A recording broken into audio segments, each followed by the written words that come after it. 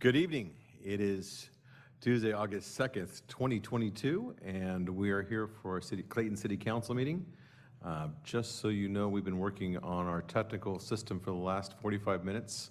So some of you may hear audio only and not hear video. We're working on this in the back, so hang tight with us as we figure out those technical challenges. And let's get to item number one and meeting's called to order, and we'll do the roll call. Janet, please. Councilmember Diaz. Me? Oh, I thought yes, I'm here. Councilmember Juan has an excused absence. Councilmember Wolf. Yes, I'm here. Vice Mayor Tillman. Here. And Mayor Cloven. I'm here as well. And with that, we'll go to item number two, which is the meeting protocol video. Will you please roll that, Janet?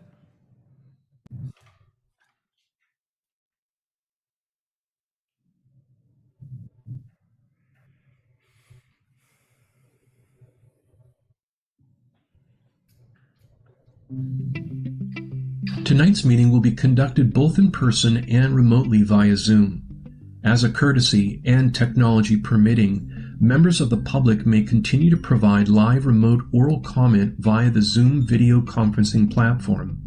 However, the city cannot guarantee that the public's access to teleconferencing technology will be uninterrupted, and technical difficulties may occur from time to time. This meeting is also being webcast on the City of Clayton's website. The mayor will call upon its council, presenters, staff, and other speakers by name and ask that they speak clearly and state their names before giving comments or remarks. The mayor will call on members of the public that are attending in person first, and then shall call on members of the public that are participating via Zoom. Persons participating via webcast and Zoom with their cameras enabled are reminded that their activities are visible to viewers. Members of the public participating in person wishing to speak on an item may submit a speaker card with the city clerk. Members of the public participating by Zoom wishing to speak should use the raise hand feature or dial *9 and the mayor will call upon them at the appropriate time. Telephone attendees will be called upon by the last 4 digits of their phone number. It is requested that public speakers state their name, but providing such information is voluntary. Written public comments received by the Clayton City Clerk by 5 p.m. today will be entered into the record but will not be read out loud. If authors of the written correspondence would like to speak, they are free to do so and should raise their hand, and the mayor will call upon them at the appropriate time. The chat feature is not active. In order to get the full Zoom experience, please make sure your application is up to date.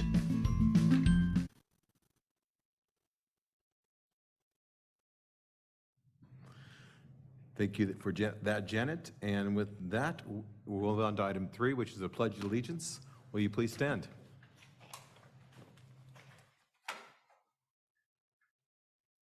I pledge allegiance to the flag of the United States of America and to the republic for which it stands, one nation, under God, indivisible, with liberty and justice for all.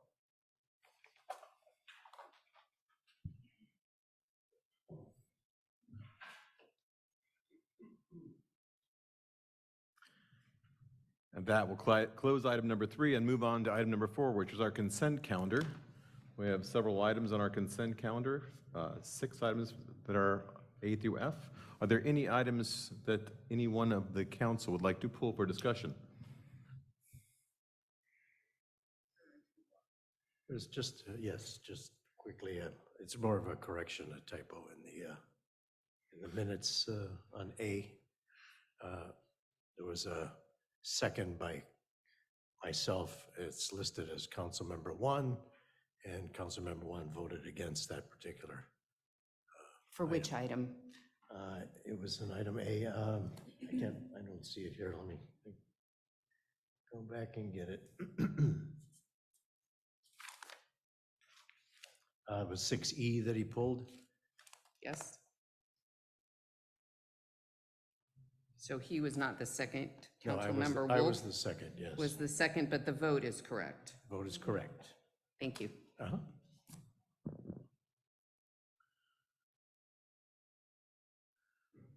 Are there any other items to be considered separately from the consent agenda? All right, with that, we will move the consent calendar to public comment. If there are anybody out there in the audience or participating on Zoom who'd like to comment on the consent calendar, now is your time to speak. Janet, do you see any hands? Mayor Cloven, I do not have any hands raised on this item.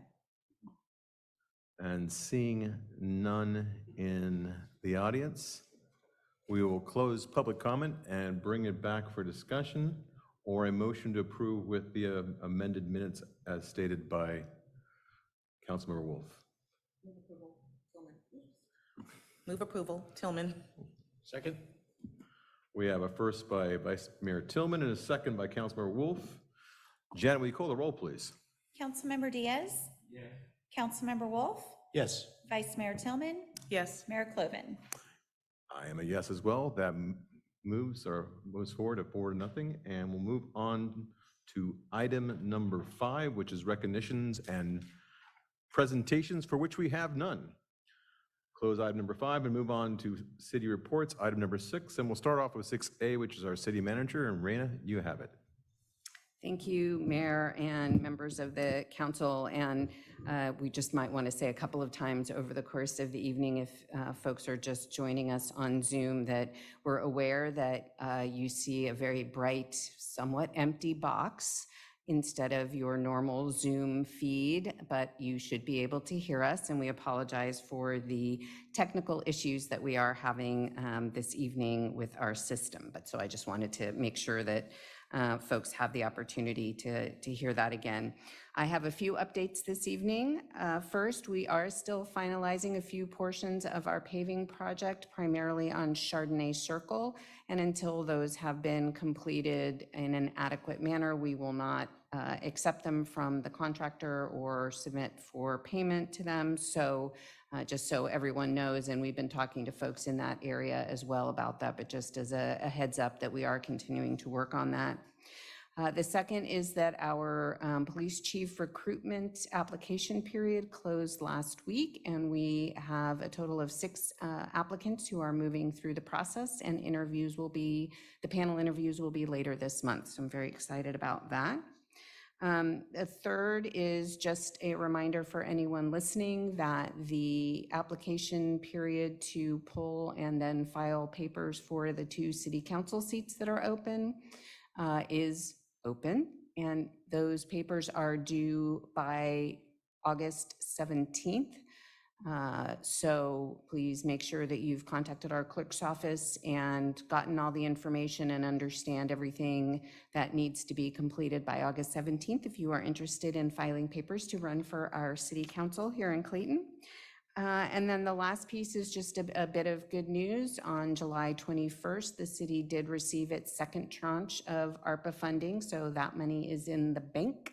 It's on our side of the ledger now, so the $1.467 million that we anticipated was received, and we will be bringing back later this year additional information on that, as well as opportunities for the council to identify further funding priorities. So that was good news for us. And with that, I am complete. Thank you.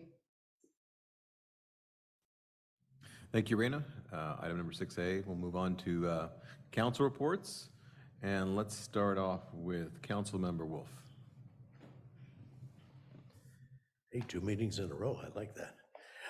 Okay, so I have a quick report, aside from emails and calls, and thanks again to our city manager for bringing up the remaining paving project. Certainly had a couple of calls still on that. And attended the CBCA meeting, also a meeting of the Pride Committee. And there was also a subcommittee at CBCA that I attended as well. And had coffee with a constituent, and I think that's it, except for there was an accordion that was dropped off on my block in the middle of the night, and I've turned it over to Sergeant Shaw at the police department. So it's a lovely accordion. So if you are a big Lawrence Welk fan, or if it's your accordion, please get in touch with our Clayton Police Department, and they will turn that over to you if you can identify it. Okay, that's all. Thank you, Councilmember Wolf. Moving on to you, Councilmember Diaz. Thank you. Had a few things that took place. Obviously, I attended the closed session that we had before our last city council meeting. On the 20th, we had car show number 3, well attended. We actually had overflow cars participating.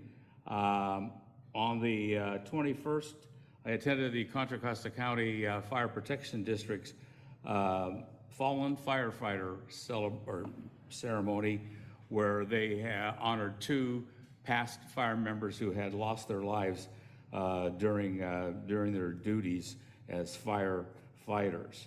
Very, very moving, good, well attended. On the 28th, attended the CBCA General Membership Meeting. On the 30th, we had concerts in the Grove with the Mixed Nuts, well received. Then on this morning, I met with both the police chief and the city manager. And finally, on tomorrow will be the final car show over at 6095 Main Street in downtown Clayton. Come on out. We're going to have a number of giveaways. You'll have a wonderful time. Thank you, Councilmember Diaz. Let's move on to Vice Mayor Tillman. Thank you, Mayor. Let's see. I had several meetings with our city manager. One was on the 29th, the other was this morning. I also attended on the 28th the CBCA General Membership Meeting, and on the 22nd, prior to me leaving for vacation, I had a great meeting with our Community Development Director. It's sad to say, but it was our first time meeting face-to-face since she's come on board. And so it was nice to sit down with her and to sit down with Jennifer Giant Valley and just to talk about what I had mentioned to you all a couple months ago about trying to help digitize some of the things that we have, there are procedures. And so we had a great conversation talking about that and giving them ideas on things that I could see, and with me trying to help the CBCA get set up for Oktoberfest. I mentioned this the last meeting, and making sure that they can meet the 45-day prior deadline. So we went through a lot of that paperwork. Staff was very helpful with putting together a packet for me to provide to them so that I can help walk them through all of that.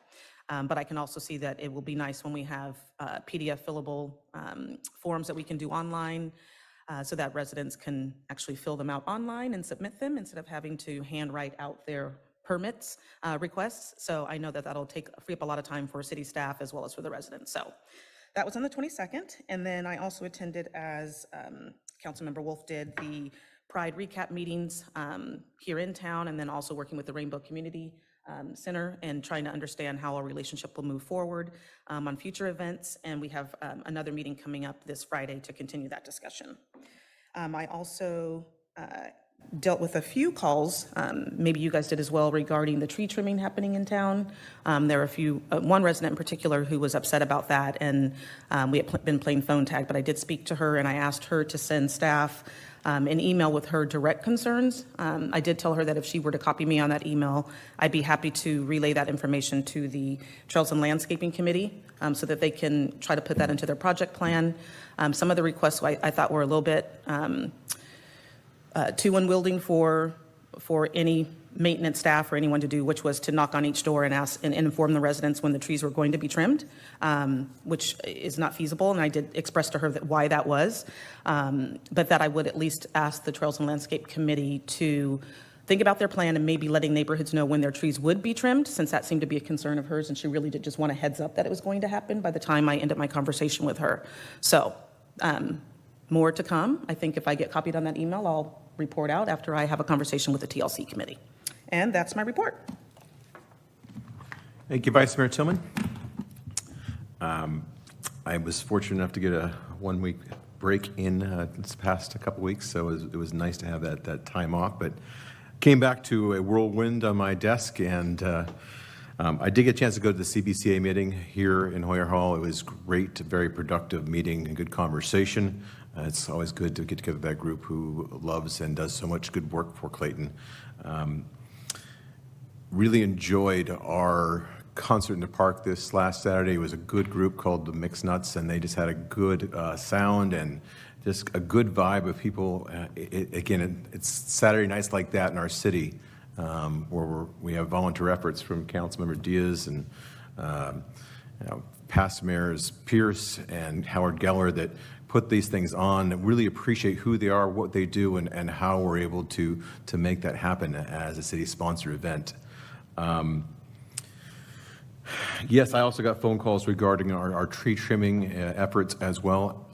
They were positive and really appreciated the work that we're doing as we're clearing dead limbs and making things look better, but also from a safety standpoint and falling limbs and drought conditions, it's also better for our city as well. And again, most of the phone calls I got were very positive. I just wanted to let you know that we are going to be doing another Clayton Cleans update next year.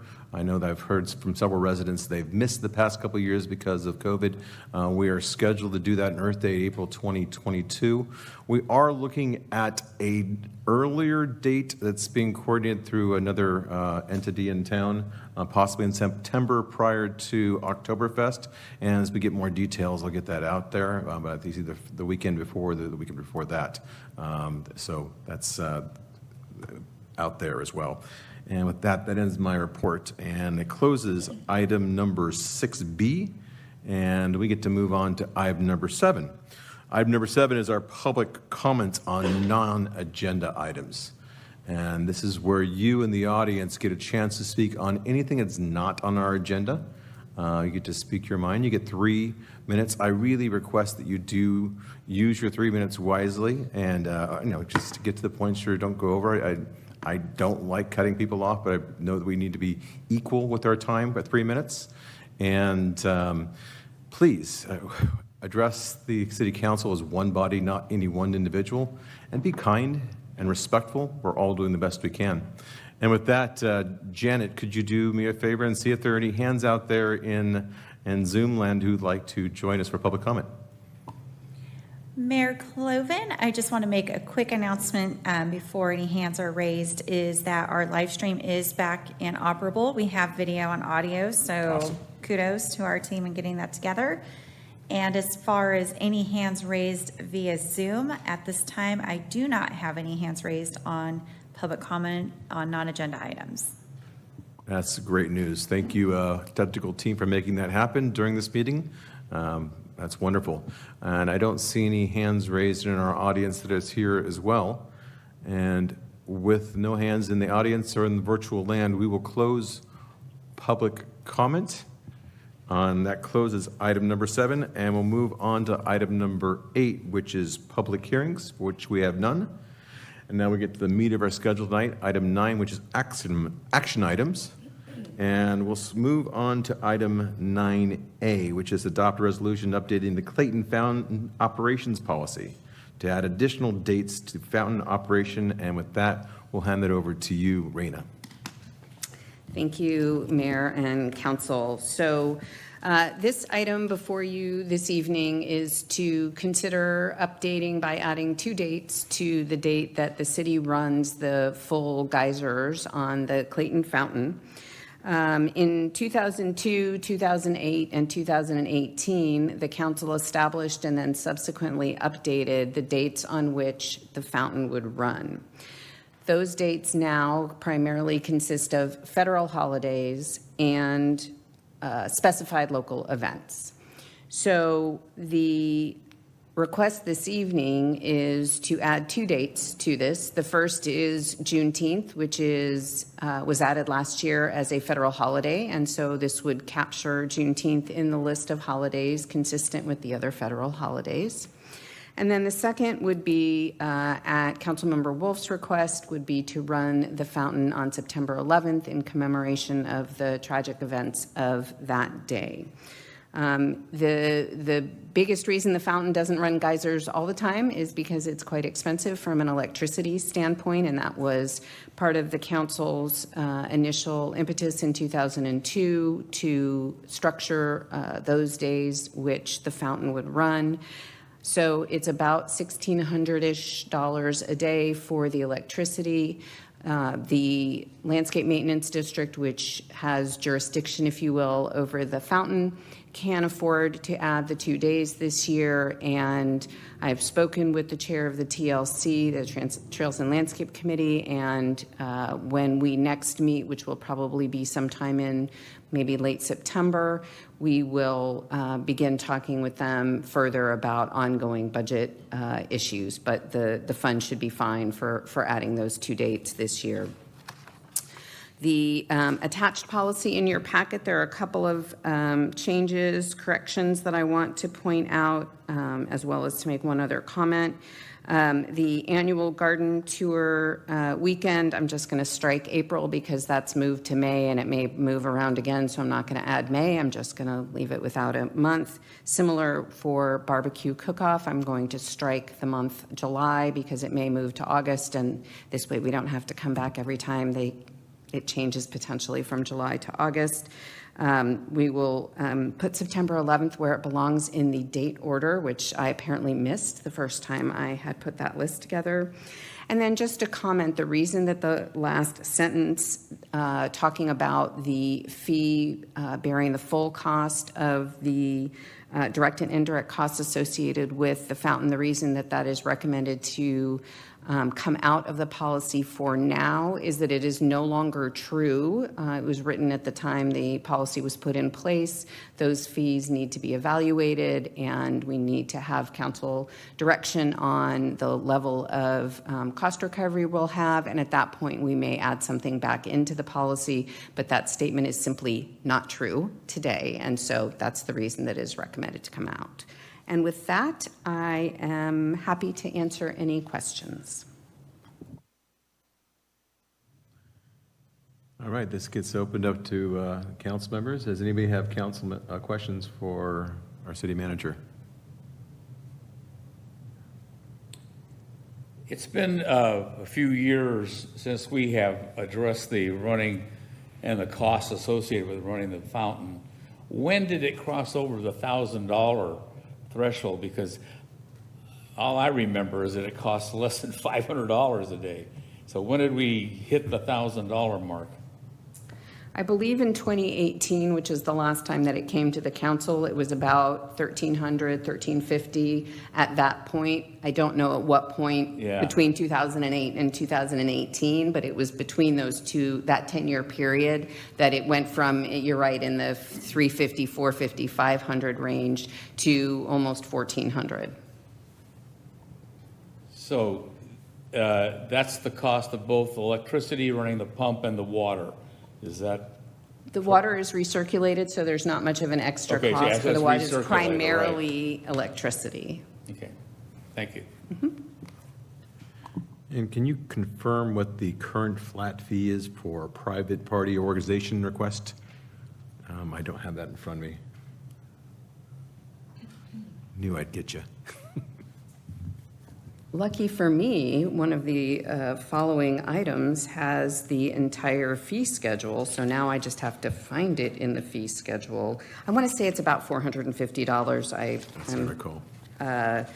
Looking up to see if I can find it quickly. I can't. It's about $450, $458, I believe. So just an acknowledgement that if some private organization were to use it, knowing that our costs are actually $1,600 and we're giving them a flat fee of $450. $468. Okay, there is a inherent discount on the actual cost to run it that day, correct? Yes. Just putting that out there. Any other questions from council? Seeing none, we will open this item up to item number 9A to public comment. And with that, if you'd like to discuss this item, please raise your hand and Janet will call on you. You'll have 3 minutes to open your comments. Janet, do we have any hands out there in Zoom land?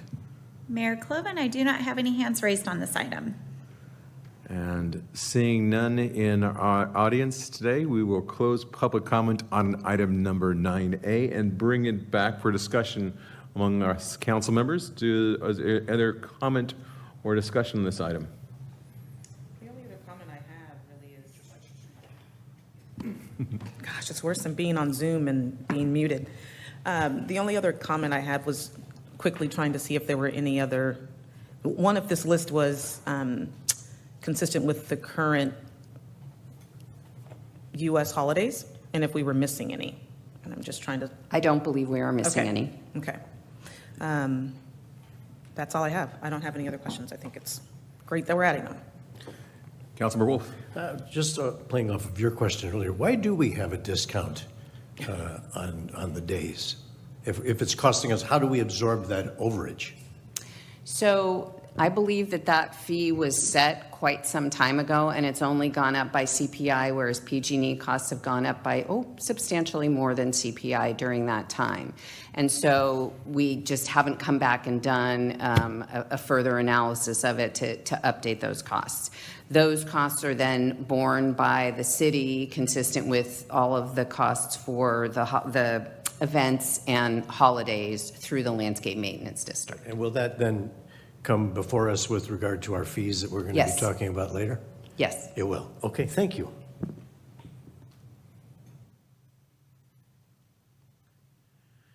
And it sounds like at this point, we're going to absorb those costs into their current TLC budget, Trails and Landscape budget, and we'll just kind of figure out what it goes forward in future budgets relative to that. And that'll be absorbed also in TLC, theoretically? Yes, it's a relatively small portion of the overall almost $3 million budget for an additional 3,200 for this year, but there really isn't a lot of extra in the landscape maintenance district, so we will need to have further conversation about how those fees are set and how that budget moves forward. Thank you. I just have one more thing that I would like to clarify. On this list, a lot of them have, if it's the entire weekend, some say the particular days. I noticed that the Thanksgiving holiday weekend says that it's, Thanksgiving is the fourth Thursday in November, but that's just a day. Are we really going to run it from the Thursday through the Sunday? I believe that that's been the city's Okay. practice. Okay, thank you.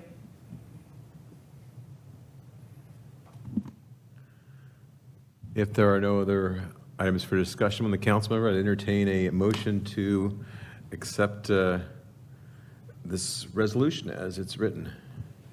Motion to approve. With the corrections. With the corrections as stated Yes, previously. as stated. I'll second. All right, we have a motion by Councilmember Wolf, a second by Vice Mayor Tillman. Janet, will you call the roll, please? Councilmember Diaz? Yes.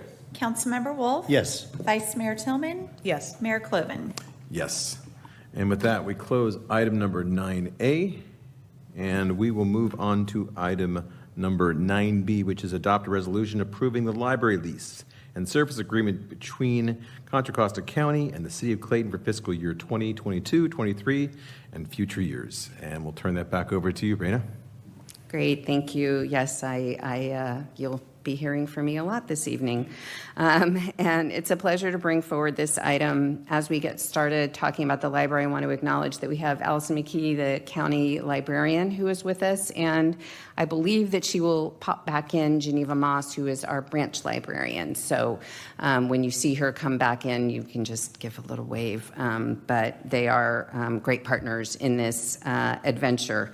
The Clayton Community Library opened in 1995, and that is the last time the city and the county executed a specific lease agreement for the operation of this service here in Clayton. So it was definitely time to bring it back. In general, the city is responsible for all building functions and building costs, operations, and maintenance, and the county provides library services and the library collection. The county now provides technology services as well. That was not well specified in the initial agreement because in 1995, well, frankly, it didn't really matter nearly as much as it does now. Over the years, both around 2010 and again around 2020, the county has looked to standardize the agreement and services across the county more and more over time. And so in the 2020-2021 timeframe, The county was working with any of the cities who had not updated their lease agreements to put in place this new lease agreement. And you may remember that a little over a year ago, when we were talking about library hours, the county had also moved with this lease agreement and with the 2021 year to have not only a base level of 40 hours rather than 35 hours, but standard days and hours across those for the services across 5 days. And they had updated their costs for any additional hours. So effectively, since July 1st of last year, we have been operating under this agreement. The county pays, and for Clayton, it's about $700,000 a year toward the operation of library services in this building for our community. The city spends about $135,000, $140,000 on operations and maintenance costs associated with the building. And nothing upon execution of this lease will really change. The county will still provide those services, we'll still be responsible for the building. As I said, the agreement does state that the county is essentially responsible for technology associated with the library, although the city, under the agreement and under the original agreement, is responsible for the phone system. As phone systems become more and more like technology, that's a little bit of a stranger line to draw than it used to be. So we're continuing to have conversations about the phone system with the library. But they're really, from an operational standpoint, from a cost standpoint, there is no change for fiscal year 22-23 and beyond compared to what we had in fiscal year 21-22. So it's essentially the same basic agreement. And the agreement is presented for council consideration with a recommendation to execute the lease. And then on an annual basis, we do still have the opportunity to discuss additional hours and any other changes that might be needed, across it. But the base agreement would finally be updated from the 1995 version. Thank you, Raina. With that, we'll bring it back to council for questions of our city manager. Vice Mayor Tillman. This might get a little bit too into the weeds, but how often are the computers that patrons to the library, how often are those updated? Perhaps Allison can come to the podium and answer that question, since technology is on the county side. Please turn on your microphone. Button right there. Thank you. This is my first in-person city council meeting. I'm so happy to be here. Awesome. Welcome. Thanks for having me. The computers for both the public and the staff are replaced every 3 to 5 years. And I did, if I may, there are a few technology costs that the city is responsible for, but they're rather minor. And they're things like the wiring in the building, the wireless access points, and self-check machines, so smaller items like that. But the county is responsible for the vast majority.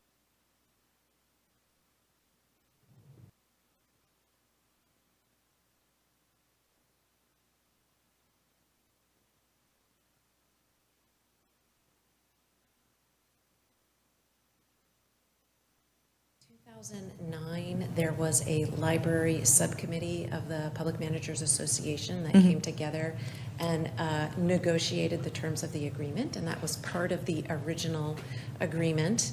The original agreement had the city paying for the majority of technology costs of the standard lease agreement, not the 1995 agreement that was between Clayton and the county. In 2019, we updated the split of who pays for which technology costs so that the county took on the majority of them, and we left that in the city. Thank you. You're welcome. Any other questions from council? Seeing none, we'll move this item number 9B to public comment and open it up to those out there who are listening on our website or on Zoom. Are there any questions? Janet? Mayor Cloven, I do not have any hands raised on this item. Thank you. And seeing none in our audience, we will close comments on item number 9B and bring it back to discussion amongst the council. Are there any questions or items to discuss? Yes, Vice Mayor Tillman. Sorry, I have just one more. Was the Clayton Community Foundation Board at all involved in this? I missed their last meeting because I was either ill or on vacation. And we have one coming up next week, so I do want to give them an update on this if none of them are on the line right now. And I'm just curious if they were involved, just to ask them if there's anything that they wanted to add to this, perhaps. So they weren't involved Okay. In the lease agreement, and quite frankly, the negotiations around this lease between the Public Managers Association and the county were complete in the 2019-2020 timeframe, and there were no other changes made.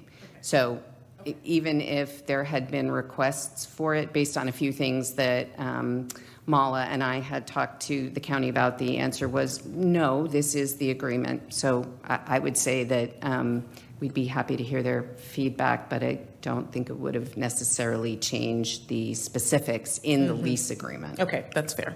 Well, then I'll report out to them what we do tonight, and then just ask them for the future, since it looks like this gets renewed each year, if there's something that they want to bring up for next year. Doesn't sound, I doubt that there will be, but just to check it off. The base agreement doesn't come back, but there Okay. is always the opportunity to pay for additional services, et Yes. cetera. So, Okay. But just to be clear, the base agreement essentially renews on an annual basis until something else changes. Thank you.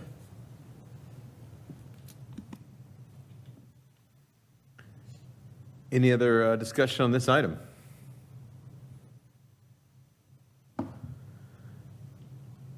Seeing none, I would be open to a motion to adopt a resolution approving the attached library lease and service agreement for the Contra Costa County and the city for 2022 and 2023. I'll move approval. Got a first by Vice Mayor Tillman I'll second.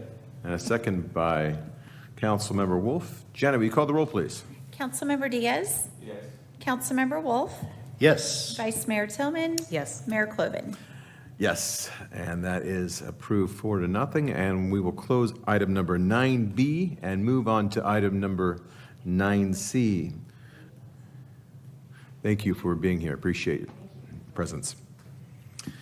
9C is to approve the minute order of memorandum of agreement with Clayton Theater Company reflecting Endeavor Hall rental rates and discount.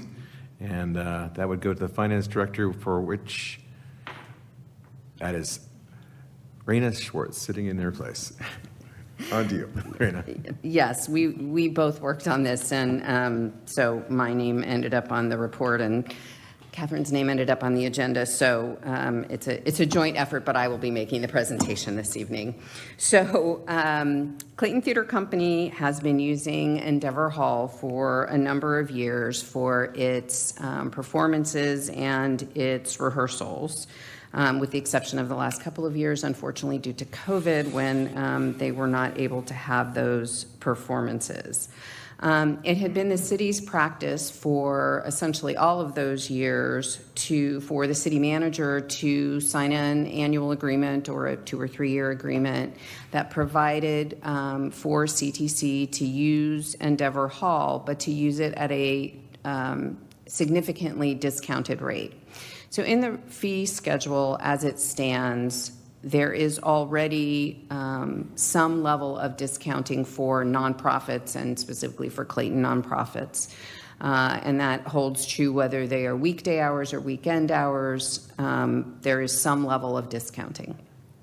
In addition to that, the practice has been that the rates for the Clayton Theater Company were further discounted by 80%, so that the Clayton Theater Company would pay just 20% of the posted nonprofit rate.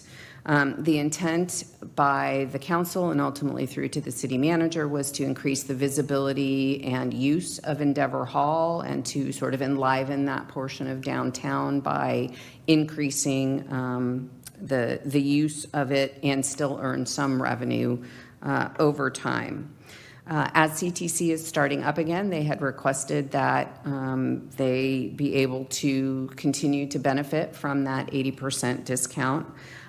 This is my first, sort of full run, if you will, with CTC.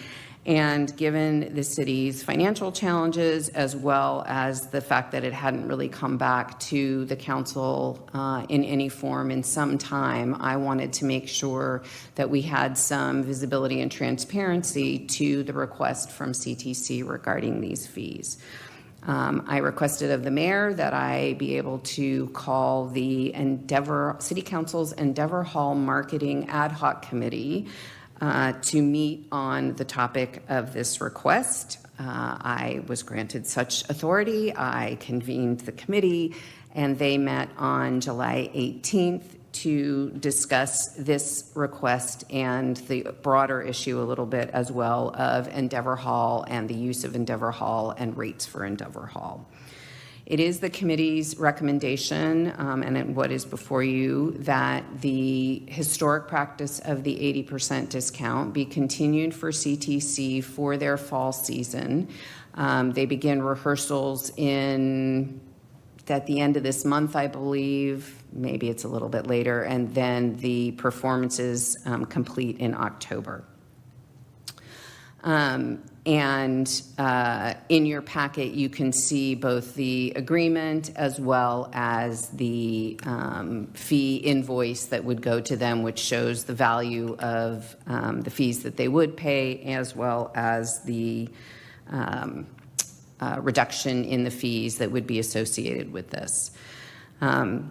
As you know, the city is going to be looking at all of its fees, its entire fee schedule, how those fees are established, and policies regarding the level of cost recovery. The Endeavor Hall rental fees need to be evaluated as part of that same process. And so we will do that. In addition, the committee discussed putting together some options or some recommendations about potential process to allow for the council to affirmatively support the arts or whatever that turns out to, however that gets described, through some kind of more well-defined process. So maybe it's setting aside some money and asking for applications, and it's a grant application, and that could be evaluated, or something along those lines. Other communities do similar things for these types of either, you could call it a sponsorship, or you could call it some sort of broader fee waiver. But putting in place a process where everybody understands what the process is, and there are criteria by which the council can make that decision and bring that forward. So both the overall fee review as well as the process or consideration of a process for further support of the arts or other organizations will be brought back likely later this calendar year for the council's consideration. But what's before you this evening is the agreement that would run through essentially the fall 2022 season for CTC. But it has the transparency for having been through a committee and through the council, so that it's clear kind of where we are and what we're trying to achieve. And so with that, I would be happy to answer any questions. Thank you, Raina. And with that, we'll bring it back to the council for discussion or questions. Do any council members have any questions for Raina? I do. I don't know if it's Raina or if it's the actual committee folks, but I do have some questions. So I completely understand supporting the arts, but I need to have a little bit more history, so hopefully you guys can fill in the blanks. What was the rationale, or what is the rationale for the 80% deeper discount? I know that it's been done historically, but does anybody know, one, how that was instituted and why, and when that occurred? Do you know the answer to that, Jim? I can answer the. I was going to say the actual dates of that. Because it's It been was going in on the for a very long time. 2015-ish timeframe, when CTC was getting started. There were conversations with the city, and I actually think that the first year was 2014 or 2015, and I think the discount was actually 90%. It was a flat rate that became the equivalent of about 90%, and then it was reduced a little bit the following year. I don't know that there was ever any magic to the 80% number. I think it was a little bit less of a discount than 90, but still a big discount. I don't know that there was necessarily a specific, why is it 80 and not 75? I don't think there was any particular pointed reason for that. But that's the time frame and essentially the sort of path that we got to the 80%. And then the 80% was certainly 2016 on, maybe starting in 2015, but certainly 2016 on. That was the percentage reduction against the posted fees. Yeah, I don't know if Director Pardee is on the Zoom call or not. No, I was going to ask her to speak to the possible dates. But nevertheless, every city manager, and Jim can back me up on this, every city manager signed off on this every year since. We felt that for this particular one, that given the fact they haven't had their season for the past couple of years, they're back to kind of square one and they're struggling to keep in business at all. And it's very important that we keep Clayton Theater Company in Clayton. And so we thought that we came to the compromise that this one go-around under this continuing policy would make sense. Because, and again, when we look at this, Endeavor Hall is rarely used for things like this, but nothing from nothing leaves nothing. And we're not going to try to put them out of business by overcharging or going back on our original agreement. But going forward, it's going to be up to the council to take a look at the various fees, and then we'll have a discussion. I know Jim reached out to, Councilmember Diaz reached out to Director Pardee, and you can fill us in on that conversation, but after our meeting. I have nothing, further to add. I did talk with her, and she agreed to it, and I was very clear that this was only for this one remaining season for this year, and that we would be readdressing the entire schedule of rates, discounts, and so forth over the next period, and it would be entirely different. She agreed to that, so. So then can I ask just a couple more questions about that? Because that's what I was curious about is, I assume she would have no problem with us continuing on with it now, but to your point of she wouldn't be able to stay in business and this fee is not sustainable, I'm just trying to understand if it comes to fruition later that we all have microphones on or something. Okay. If it comes to fruition that this council does decide that we are going to have them pay more of a fee versus what they're going to be paying now, how is she able to afford that, I guess, is what I'm trying to understand. So. Yeah. That is going to be a problem, and I'm sorry that she's not here to talk to this, but that's something they're going to have to deal with the gig law now, and they can't have any independent contractors, and everybody's got to be an employee. They're really going to be suffering. So Clayton's going to have to come out and support them, and they're going to have to find ways to fundraise and whatever they need to do to stay in business. We just afforded them an opportunity to come out of the pandemic one more time under this agreement. And it may be that the council will decide to continue this. We don't know. But But it is something now that she's aware of, and they're going to have to do something about it going forward. And the gig law certainly is going to hurt them quite a bit. Okay, so then the ask then is, one, to not have to incur a fee, because I figure if she's not here and Endeavor Hall isn't being used, she's going to have to pay for a place somewhere else. And so I'm just trying to understand what other cities do. I know that you mentioned that some of them do set aside funds for the arts. I know that I have friends who are performers and spoke to a couple of them to understand what they do with their programs, and their children, who are young adults, the companies that they belong to and that they have performed with, and they do it year-round, they have to pay. So I'm just trying to understand, is it that she can't ask her performers to cover part of this cost? Or that's why I'm trying to understand what the history was and why we were giving such a deep discount. That's why I wish she was here to answer it. I can, I have some familiarity. I worked with them on one of the shows a while ago. But these are professional actors. They get paid. They don't pay too. So, and they're supplementing, when you talk about paying, they do have their summer kids program that they do, and they put on a show at the end of that. Those people, I believe, pay to be in that. I could be completely wrong.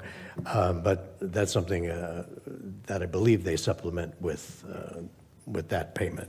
So we are paying, no, we're not paying, they have to cover not only probably like the music rights, et cetera, but they have to pay their actors, probably the makeup people, maybe musicians. Yeah, all of it. Okay, so we're not helping pay people's salaries, is what I'm trying to understand. No, and unfortunately, with the gig law now, they're going to have to wind up, withholding and everything else.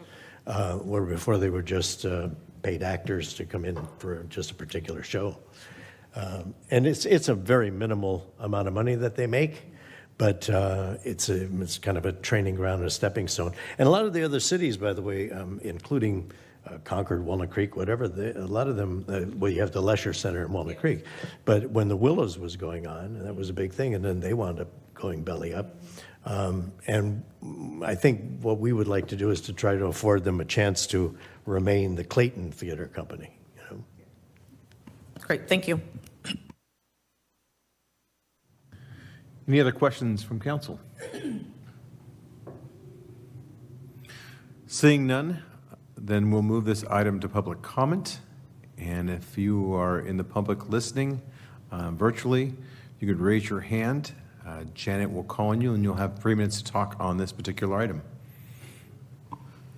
Mayor Cloven, I have one hand raised on this item. Tamara has been promoted to panelist. If you can please unmute your microphone, you will have 3 minutes to speak.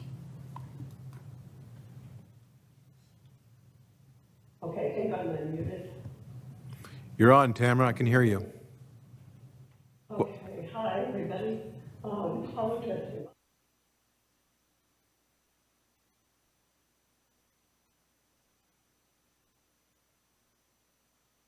Echo some things that CW said and kind of clarify. Oh dear, I'm echoing. I need to turn my speaker off, and clarify some of the issues around community theater. The Clayton Community Theater is a little theater. I mean, that used to be called little theater, used to be called community theater. We call it different things now, but these are basically amateurs, with the exception of a few actors that are paid. Not everybody is on the payroll, and has been historically until this year because of AB 5. Everybody now has to be treated as an employee. So this has escalated the costs to almost it's unsustainable for a lot of groups, and a lot of groups have simply shut the lights out and gone home. It's not unusual for municipalities to support the arts and to support their community theaters. And in Pittsburgh, the California Theater has made their venue available to the Pittsburgh Community Theater at a very, very deep discount. I don't know if it's as deep as ours, but very deep discount. I was privy to some of the conversations with Gary Nepper and Roxanne when the first agreements came up, and basically it was there wasn't any real rationale to how it was, whether it was 70 or 80 or 82. It was basically what they could afford. Gary wanted to see what they brought in and what their costs were and what they could pay, and that essentially was the benchmark for establishing rates. It's that's okay. That's Clayton Community Theater. Then on the second part of this conversation, as a Clayton community member, I would like to see one of two things happen. Either the Endeavor Hall establishes itself as a profit center for the city and does what Randy was talking about with establishing new rates and a marketing committee go advertise and fill this thing up. That's a challenge. It always has been a challenge. I've done that in my past careers, and it's hard. It's hard to fill it up, and it takes a lot of management. The other part of that is I'd rather see Endeavor Hall Tamara, can you talk into for your more phone? Community. Tamara, we can't Am hear I you. right? We can't hear you. Uh-oh. Tamara, No, I'm still here. can you get closer to your phone, I'll go please? I'm here. Can you hear me? Could you hear me before? Yes. I don't know what happened. Okay, can you hear me now? You're getting really faint.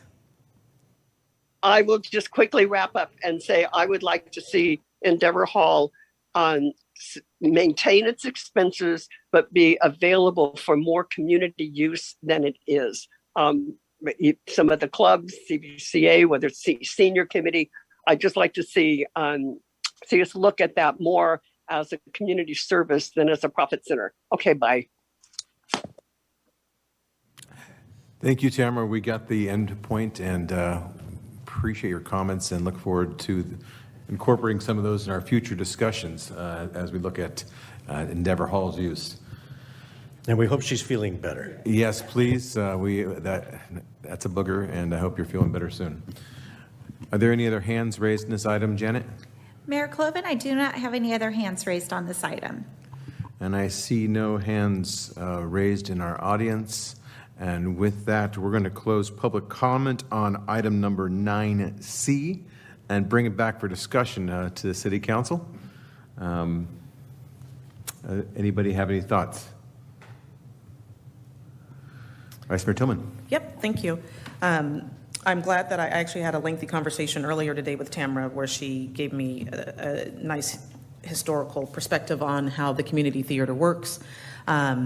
And you'll all recall that I had asked that we discuss this particular topic earlier this year when the question was asked to kind of ask Raina to revisit this. So I'm glad we're actually having this conversation. And I'm glad that after even speaking to my friend whose daughter has been in many years of productions and is going on to go pursue this professionally in her future endeavors, just understanding how it all works and that different cities do different things. I will say that before having those conversations and just reading this, I did not understand at all why we were, I'm going to just say, giving away $16,000, especially given our budget and the fact that we have very little revenue coming in. So I am very much looking forward to having a conversation on what we are going to do about Endeavor Hall. I know that you guys also recall me asking about those committees that we actually have listed that some of us belong, that all of us belong on, some of them, and asking what they are all for and how come some of them never meet, and which ones we should get rid of. And so I'm looking forward to understanding how this ad hoc committee is going to pursue this going forward and what the recommendations are as far as how to market Endeavor Hall, figure out what we're going to do about those fees and give us good suggestions on what to do with it. Because right now it does seem like it's not just the Clayton Theater Company who has an issue with it. It does seem that the fees don't make sense. And so I'm curious what other cities do for venues that they let people rent out, and if we're even in the realm, or are we overcharging? Not purposely, but are we really just out of touch with what we should be doing? And so I'm not opposed to this anymore, but I definitely was today before I came in here just reading it, but hearing some of the rationale makes a lot more sense. So I'm glad we're having this transparent discussion. So I'll leave it at that. But if nobody else has anything to say, I'll make a motion to approve it. I was just curious if this agreement that's in here was newly written, or is this mostly what was the previous agreement? It is mostly what was the previous agreement. There are a few just nuances about the timing. It's, specific to just this season. Usually it's been for a year. But the basic provisions are the same, including the discount, the way that we handle keys, cleaning, potential rentals by full freight customers, except when it comes very close to their productions, et cetera. Those are all the provisions that have been in place in the past 6 or 7 years, yes. Does anyone know if they had multiple performances throughout those years? And if there was a deeper discount because it was going to be bringing vitality downtown? They have used a to have regular two a year, two in what they call a season, one in the fall and one in the spring, the two shows. One's a musical, one's a play, and then now they have the summer kids program. What was the other part of your question? I was just asking if they were perhaps given that deeper discount because it was going to be bringing vitality downtown, and they were thinking, oh, it's great because they're using it so often, and if that's something that we should consider. And over the years, they've expanded their shows from, I think it was 1 or 2 weekends to an extra weekend. So they've tried to lengthen their run of show. Okay. So I'm sure they're trying everything they can to sustain themselves. So it's going to be an interesting discussion when we finally have it on the fees and or an endowment of some kind for the arts. One more question that you may or may not know. I'm assuming that they're charging door fees and that also is a big moneymaker for them as well? Yes, and you can get tickets online. Exactly, yes, okay. Okay. Yes, they do. They have tickets per show. Okay, and do they do their own marketing for that? Or Yes, just the they city? do. Thank you. They do. Well, I'm acknowledging the fact that we would like to support the arts in some way, but we can't do that unless we have some type of equitable program that allows for not just one company to use it. There's got to be a policy that's created that has some type of application grant and some type of financial review versus of need versus what we have available. So that's something that should be involved as well. And yes, this little Endeavor Hall Ad Hoc Committee, I thank you, both Councilmember Diaz and Wolf, for stepping up and making use of that. That was a very appropriate thing, and some of those little committees were concerned doesn't do much. This was perfect. So thank you both for coming back with your recommendations. Are there any other items for discussion on this? So we have a motion on the table, right? We do have a motion from Vice Mayor Tillman. Do we have a second? I thought you were going to jump in there. Okay, I'll second. All right. Janet, will you please call the roll, please? Councilmember Diaz? Yes. Councilmember Wolf? Yes. Vice Mayor Tillman? Yes. Mayor Cloven? Yes, and with that, that item carries 4-0, and we will close item number 9C and move on to item number 10, which is closed session, for which we have none. And then we'll move on to item number 11, which is council items to be considered for future meetings. Are there any? Councilmember Diaz. Your light is on. I'm sorry. Oh, I thought maybe you were going to speak. Yeah, I want to bring up an item. We all received a letter from what was characterized as the Clayton Downtown Business Association, and their concern about the number of activities that were going on downtown back to back to back. And I think that we ought to consider in the future a formal process to make sure that the resources from the city particularly are available, specifically the police department and the maintenance department, and that for future requests for festivals, parades, or other events need to go through a formalized process that includes the endorsement of the police department chief and the maintenance department. Any other items for future discussion?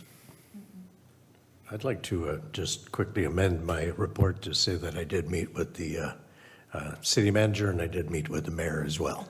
I forgot to add that. That's all. Thank you. And with no other items on item number 11, we'll close it and we'll move to item number 12, which is adjournment. And we will adjourn this meeting at 8:04, and we'll see you in 2 weeks.